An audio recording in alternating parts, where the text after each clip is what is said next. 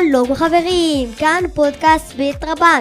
אנחנו בפרשת ויחי, הפרשה שחותמת את חומש בראשית.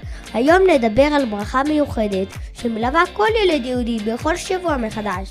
יעקב אבינו נמצא בסוף ימיו במצרים. הוא קורא לנכדיו, אפרים ומנשה, כדי לברך אותם.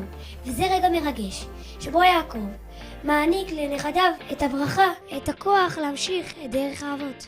יעקב מניח את ידיו על ראשיהם ומברך אותם בברכה הידועה.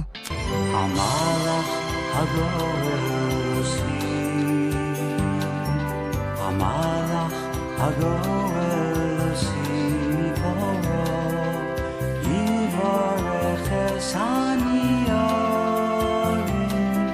ויקרא בהם שמי.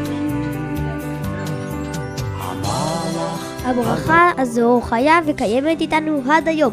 בכל ליל שבת אבא מברך את בניו במילים לשמחה אלוקים כאפרים וכמנשה.